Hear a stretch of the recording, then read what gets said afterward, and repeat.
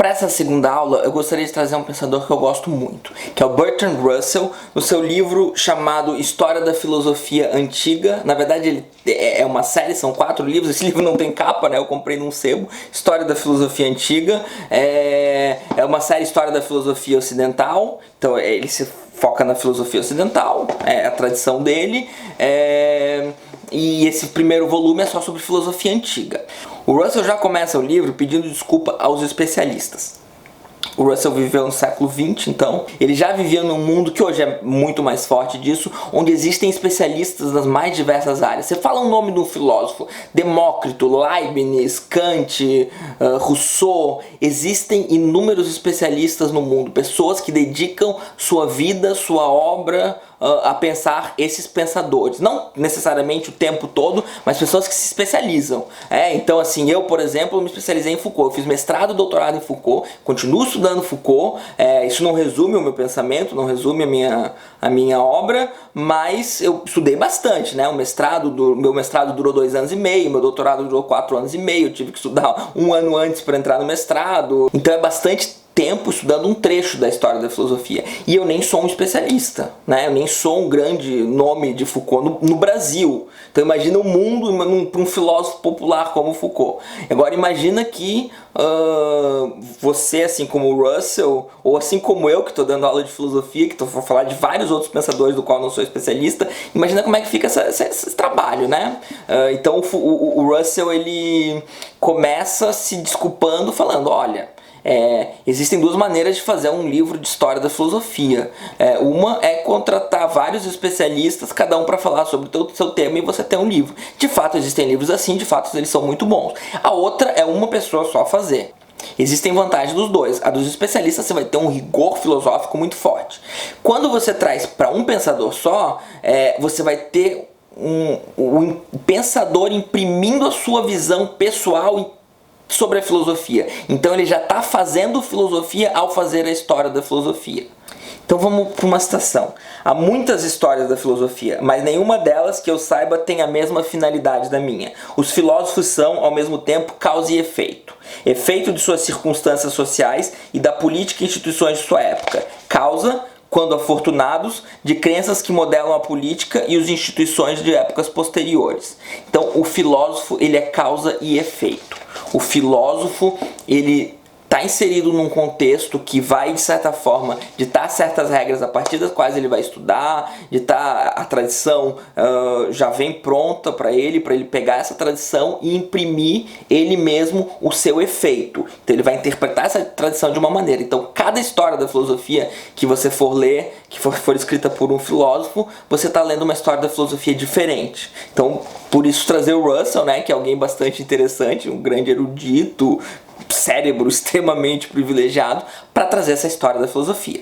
Então isso precisa ficar claro, cada vez que você for pegar uma definição de filosofia, pegar uma interpretação, você está lidando com alguém que é causa e efeito de algo. Então o que é filosofia para o Russell?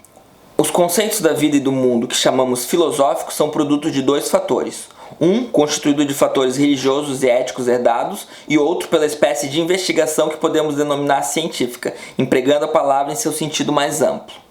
Então veja bem, a filosofia está em diálogo com 2 coisas, com as religiões e com a ciência. Quando ele fala assim, em sentido mais amplo da ciência, ele está dizendo que existem as ciências exatas, né, a matemática, a física, a química, mas existem as ciências como campos organizados do saber, as ciências humanas, a economia, biologia, sociologia. Ele já está nesse período onde já existe isso. Então quando fala de ciência, ele está falando dessa maneira ampla, e a filosofia está ali nesse diálogo entre ambas. A filosofia é algo intermediário entre a ciência e a religião. Vamos citar Russell.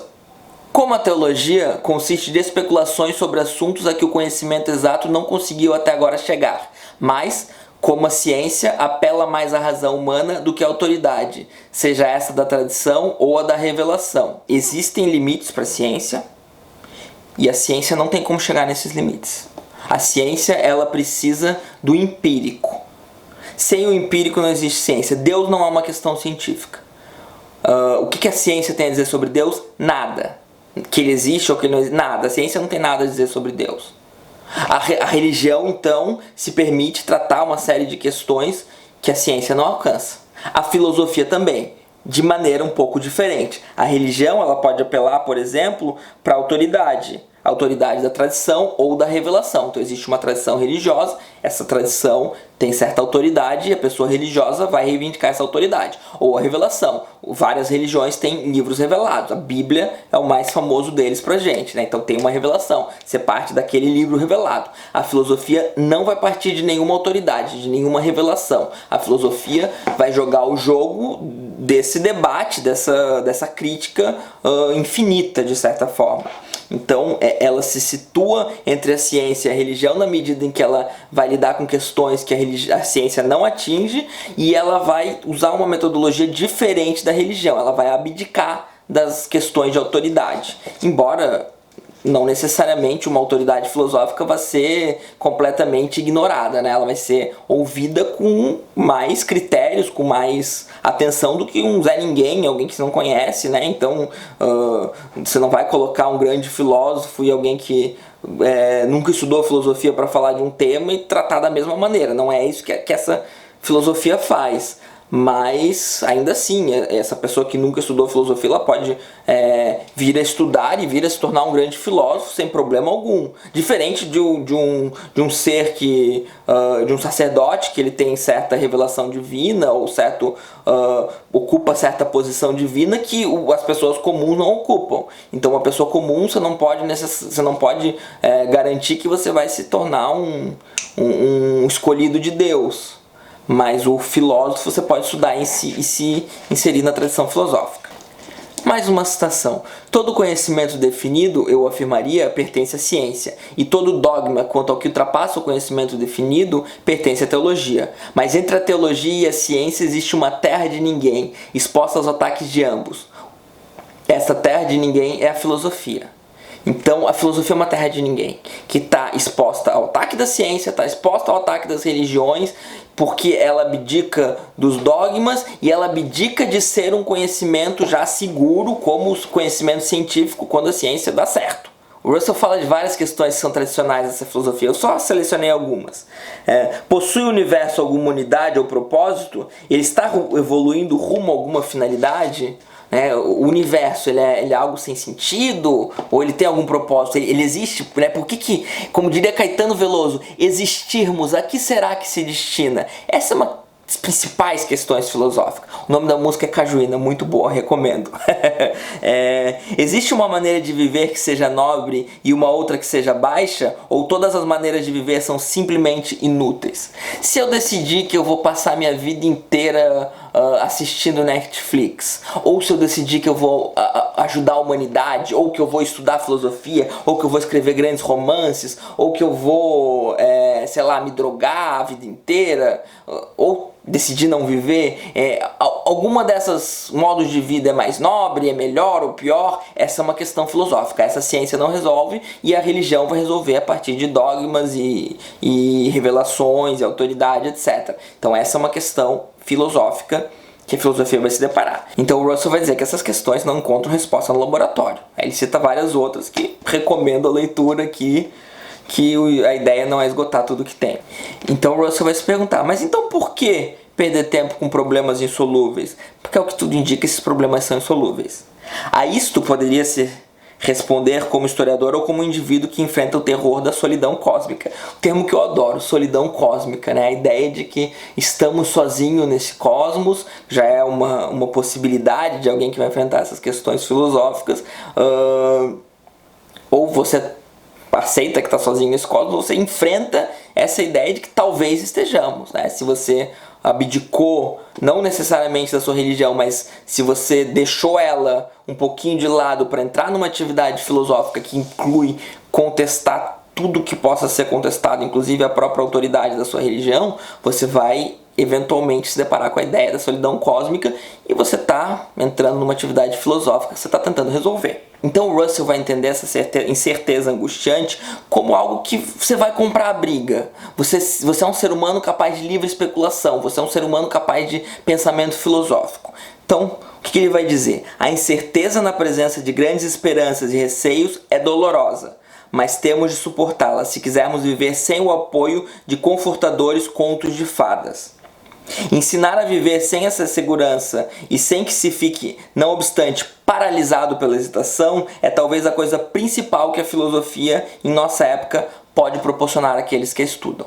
Então ele vai, de certa forma, até meio pejorativo, até meio alfinetando, ele vai chamar todas essas seguranças, religiões, etc., de contos de fada, e vai falar, não, a filosofia aceita o desafio de pensar o mundo, de pensar a existência, de pensar a solidão cósmica, de pensar todas essas questões que nos trazem angústias, que a ciência não tem como resolver e que a religião resolve a partir de dogmas, pensar, usar então essa razão, usar a liberdade para pensá-las, ainda que a gente não possa resolvê-las.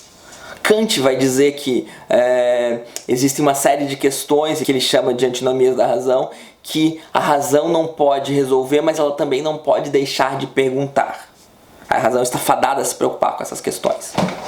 Então a filosofia é um desafio inclusive doloroso, como ressalta Russell. Entra nesse desafio quem aceita esse jogo da liberdade, quem aceita a sua capacidade de livre especulação, quem está insatisfeito com a limitação da ciência, porque a ciência só pode trabalhar a partir daquilo que é empírico, quem fica angustiado com respostas que se dão através do dogma, se dão através da autoridade da escritura ou da tradição, quem quer algo mais, quem quer pensar o mundo a partir de suas ferramentas, das ferramentas filosóficas, e aceitar essas questões que são um desafio, que são angustiantes.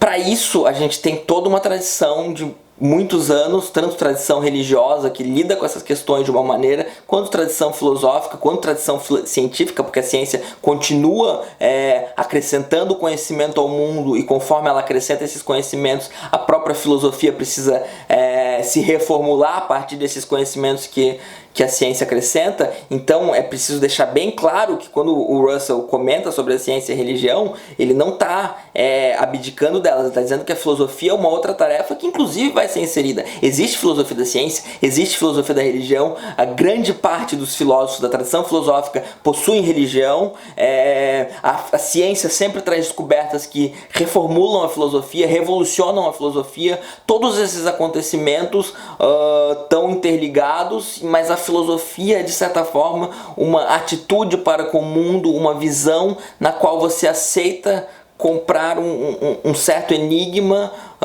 você aceita jogar esse jogo um tanto quanto enigmático, você abraça essa terra de ninguém, na qual talvez você possa passar a vida inteira sem resolver nenhuma questão, mas você não consegue não perguntá-las, você não consegue não se deparar. Quem consegue não se deparar com questões de justiça, por exemplo? A ciência não atinge a justiça, mas a gente não tem como, em algum momento, não traçar conceitos de justiça para lidar com o mundo. Então a filosofia ela é inevitável.